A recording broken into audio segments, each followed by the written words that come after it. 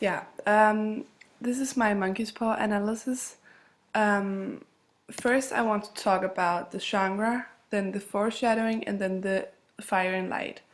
Um, the story is mainly about this monkey's paw that comes into a family's house, and the father makes a wish because you get three wishes if you have it as a man, and then this monkey's paw is only bringing like death into the family because their son is dying.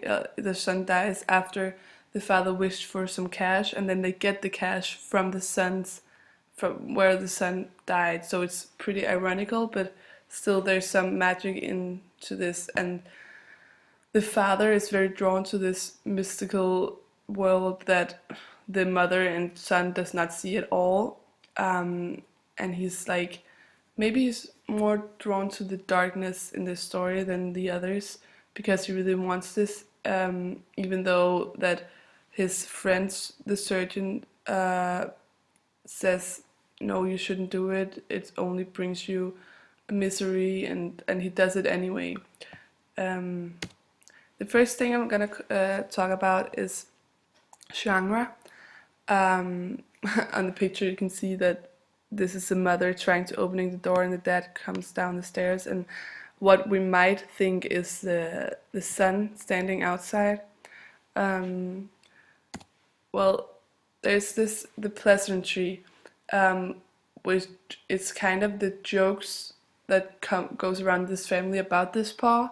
The mother is very she does not believe that this paw could do any magic to the family, so she says this, and I quote, "Sounds like Arabian Nights," said Mrs. White as she rose and began to set the supper. "Don't you think you might wish for 4 pairs of hands for me?" Um, this is a very good example of the jokingness in the in the story because she's like, well, don't you want me to work more if you could wish for it?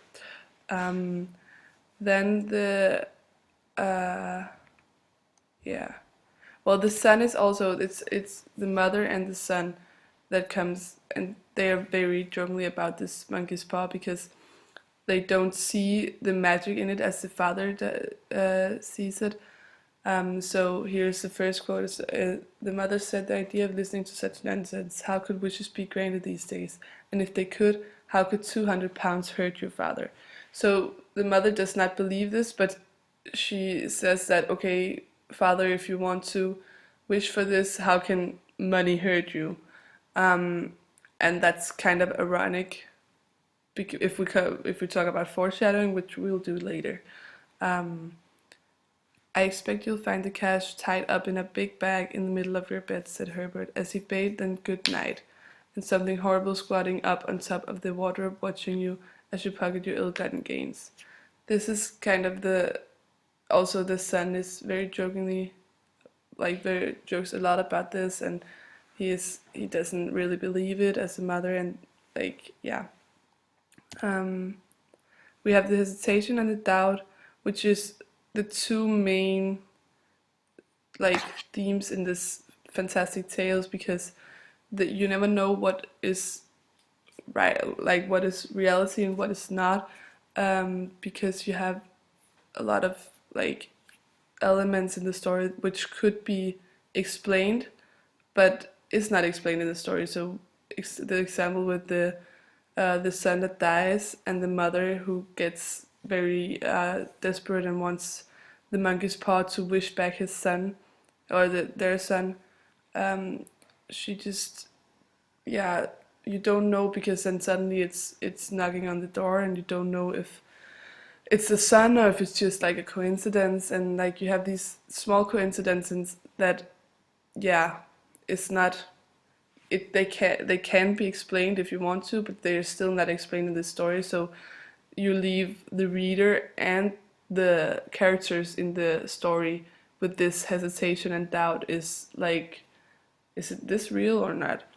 And also you can see in these um, you can see these quotes that Mrs. White gets, like, she's a little bit scared of this monkey's paw, and then later on she wanted to bring back her son.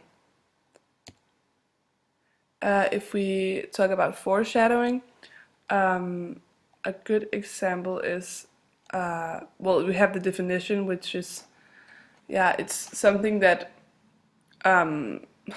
it's kind of a fortune teller in a story, because it has these small words in the story, or just small lines, where you can see, okay, this is bad, something is gonna happen. Or if some of the characters says something, like the son saying, well, 200 pounds couldn't hurt you, father, or that's the mother saying that, but 200 pounds couldn't hurt you, father. And they do hurt him, because the son dies from it, if we are talking technicalities here.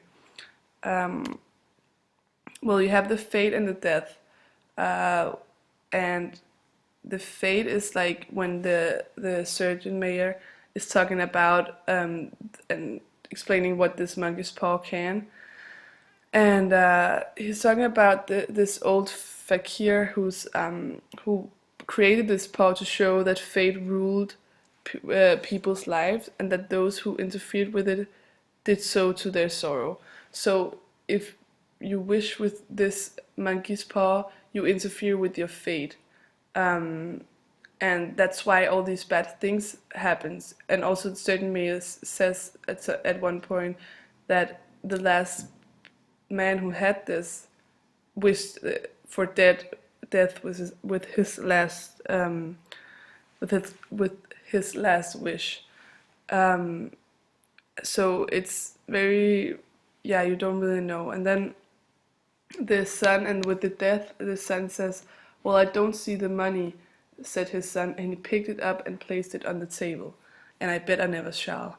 So that's like a foreshadowing, because the son dies, so he will never see the money, and he says that before even the reader and even the characters know this, but it's still like something bad is gonna happen there. You know, there's like a line between what he says and what's gonna happen. If we talk about the fire and the light,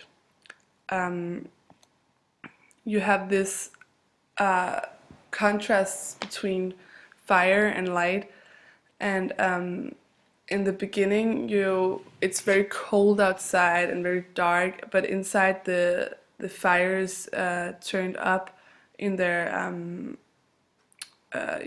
fireplace, and it's very like, yeah, you have the very dark weather outside, the brightness inside. This fire is very large, and you can see it as the fire is the father's spirit, and how much he wants this. And when the monkey's paw gets thrown into the fireplace, he grabs it out of it, and the fire is like big, and then if you later on in the story, the fire gets like smaller, and there's these they see faces in the fire, as that's also kind of a foreshadowing. But the fire is like the central in the the fire is like the central point in the story, because it's where they sit around the fire, and the monkey's paw is thrown into the fire, and so it's like a central point. And yeah, you can see in this quotes, without the night was cold and wet, but in the small pile of Lebanon villa, the blinds were drawn and the fire burned brightly. So the fire burned brightly, which is like, it burned very strong. In the brightness of the winter sun next morning, as it streamed over the breakfast table, he laughed at his fears. And it says like also the brightness of the winter sun next morning. So all this, like the contrast between fire and light is in the darkness. It's very, it gives a certain yeah, a certain mood in the story. Thank you.